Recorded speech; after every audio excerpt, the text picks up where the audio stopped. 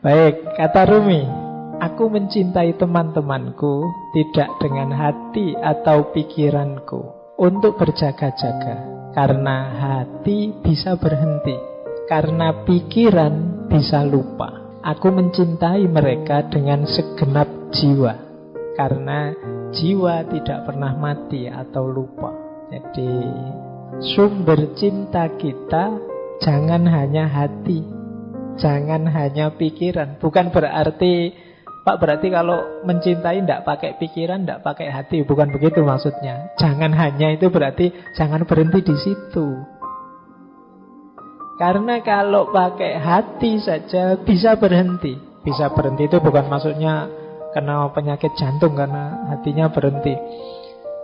Berhenti itu hati itu bolak-balik. Hati itu kadang-kadang sekarang senengnya luar biasa, besok bencinya luar biasa. Kalau pakai hati masih bisa ya dan tidak ketika kita mencintai. Apalagi pakai pikiran. Pikiran bisa lupa. Kalau pas berdua, wah aku sayang sekali padamu, nanti keluar ada yang lebih cakep, lupa dengan kalimat yang tadi. Pikiran bisa lupa. Jadi ya lupa itu kita kan mudah terlena, akal itu mudah terdistraksi. Maka cintailah dengan jiwa. Jadi mencintai dengan jiwa itu mudahnya kita melihat hakikat terdalam dari seseorang. Manusia itu siapapun dia, di level terdalamnya, di situ ada ruhnya Allah. Wa nafakha fihi min ruhi. Yang di situ ada citranya Allah. Jadi pertemuannya tidak hanya pertemuan dua akal, tidak hanya pertemuan dua hati, tapi juga pertemuan dua jiwa.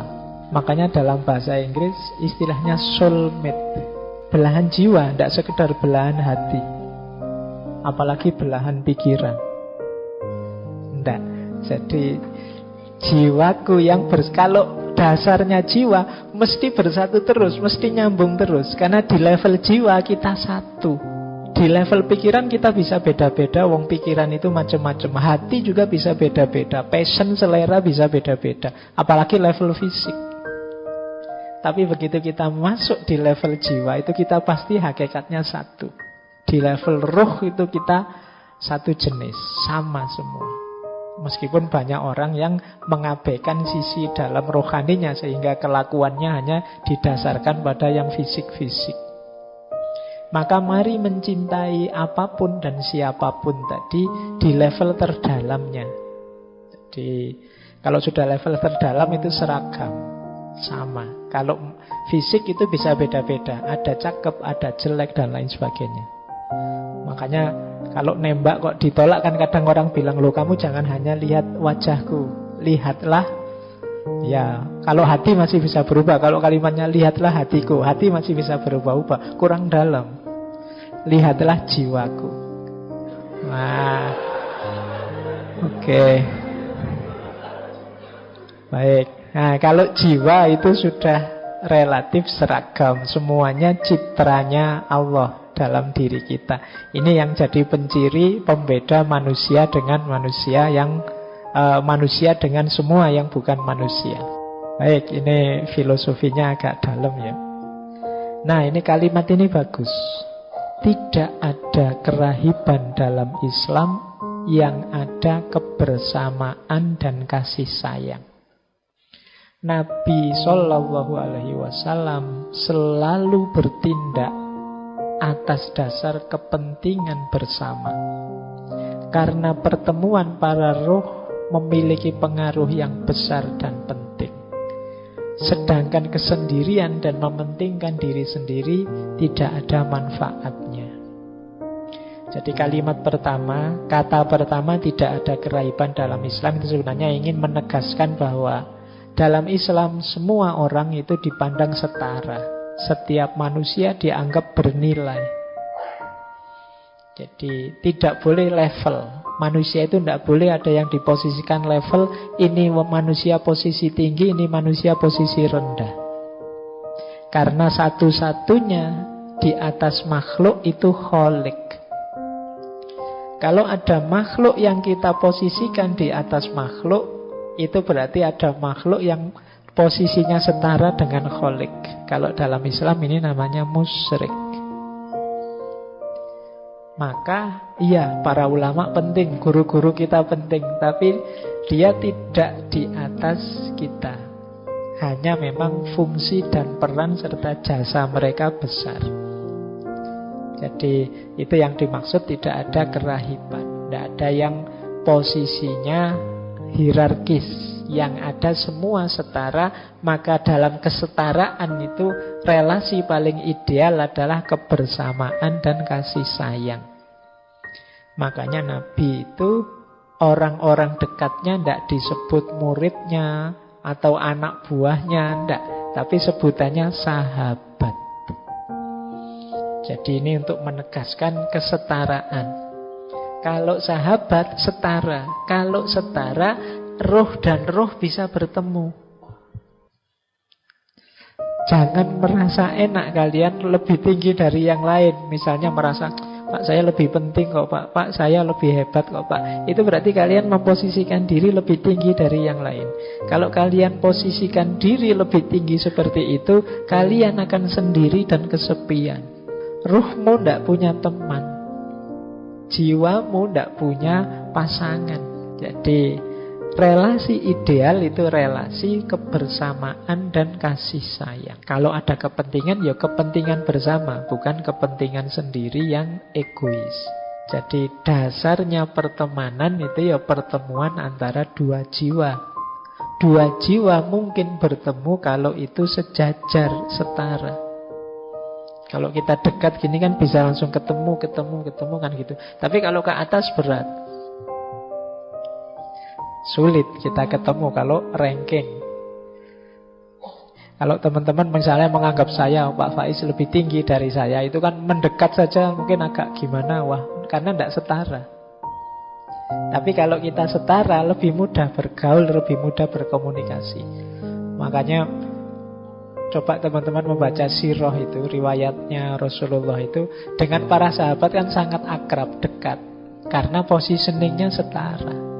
Banyak momen, banyak peristiwa, baik yang serius maupun yang menggambarkan keakraban, suasana kemanusiaan banyak. Kenapa? Positioningnya setara. Baik, jadi ini rahasia persahabatan. Jadi yang ada adalah kebersamaan, kasih sayang, dan kesetaraan. Kok di antara sahabat merasa level? Yo, dia sahabat saya sih Pak, tapi saya lebih tinggi Pak. Dia selalu nyontek, saya yang diconteki terus misalnya. Kalau ada level begitu, dua jiwa tidak akan bertemu. Saya yang neraktir terus Pak, dia yang minta ditraktir. Berarti saya lebih tinggi, dia sebenarnya anak buah saya hitungannya misalnya. Ini tidak mungkin persahabatan, tidak mungkin dua jiwa bisa bertemu. Maka kuncinya persahabatan, pertemuan dua jiwa. Posisikan diri kita setara di hadapan sahabat-sahabat kita. Jangan merasa lebih tinggi, jangan merasa lebih jago, jangan merasa lebih benar, dan lain sebagainya. Baik, saya lanjut. Berbuat baiklah kepada orang demi Tuhan dan kedamaian hatimu sendiri, agar selalu engkau lihat apa-apa yang suci, dan agar engkau bisa menyelamatkan hatimu dari gelapnya kebencian. Berbuat baiklah kepada orang demi Tuhan. Demi Tuhan maksudnya untuk Tuhan ya, bukan orang lagi mengamuk-ngamuk sumpah demi Tuhan, bukan itu. Jadi demi Tuhan itu ayo nawaitunya untuk Tuhan dan kedamaian hati. Mesti nanti hati kita damai. Kalau dalam Islam ada konsep fillah dan lillah. Fillah itu kita bersahabat di dalam Allah. Di dalam Allah itu dalam memang aktivitas yang secara formal, resmi. Ini aktivitas yang mendekatkan kita pada Allah. Ya mudahnya fillah itu ya dalam ibadah-ibadah. Kita bersama-sama sholat jamaah, itu namanya kebersamaan fillah. Jadi di dalam Allah. nanti ada lillah. Lillah itu aktivitas apapun. Mungkin bukan ibadah yang formal, yang mahdo, yang seperti sholat, zakat, dan lain sebagainya. Mungkin sekedar bersama-sama melakukan aktivitas apa, belajar bersama atau santai bersama dan lain sebagainya, tapi nawaitunya lillah, untuk Allah. Misalnya, yuk makan bareng, yuk biar kita sama-sama sehat, sama-sama kuat, biar bisa ibadahnya tambah mantep. Nah, ini aktivitas biasa, cuma makan, wong makan bareng, tapi terus jadi lillah, karena Allah, nilainya ibadah. Ini juga demi Tuhan namanya. Jadi untuk Allah.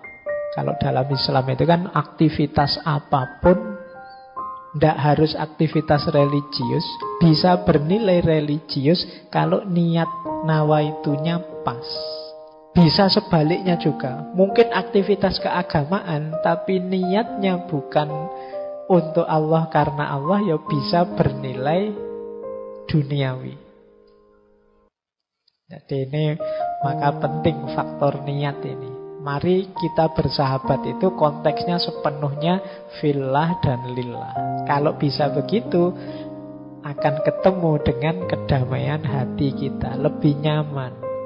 Tidak lagi relasi saling menaklukkan, menundukkan untuk pamrih-pamrih kepentingan yang macam-macam. Ini hanya untuk Allah saja. Lillah. Karena kalau tidak lillah nanti kita hanya dapat lelah. Iya, kalau ada, wah lelah aku meladenimu ini, oh berarti belum lillah. Kalau lillah tidak mungkin hasilnya lelah. Baik, bahkan yang sepele-sepele dalam Islam itu ya bisa bernilai sangat mulia. Ketika apa? Niatnya pas. Sekedar makan di angkringan habisnya 6.500, itu bisa sampai ke surga. Kalau niatnya pas. Pak, saya makan ini Pak, saya tidak ingin berlebihan makannya, saya 5.000 sudah cukup, tidak perlu kekenyangan. Biar nanti malam saya bisa tidur nyenyak, terus bisa bangun sholat tahajud. Loh, angkringan aja bisa membawa ke kemuliaan. Jadi itu contoh. Jadi apapun bisa lillah, apalagi yang fillah tadi. Nah, segala sesuatu jadi disambungkan pada Allah. Itu yang kalimat ini, agar selalu kamu lihat apa-apa yang suci. Kalau kita sudah bisa begini, selanjutnya apa? Hati kita akan selamat, bersih dari kebencian demi kebencian. Ada banyak alasan kita membenci sesuatu, tapi kalau alasan yang biasanya membuat kita benci itu kita sambungkan pada Allah, maka dia akan berubah jadi suci, jadi sakral, justru mendekatkan kita pada Allah. Misalnya ada orang yang kurang ajarnya luar biasa atau jahatnya luar biasa. Loh, itu kalau kita berhenti di fenomena kejahatan dan kekurang ajaran itu, lahirnya mungkin kebencian demi kebencian. Batin kita tidak selamat.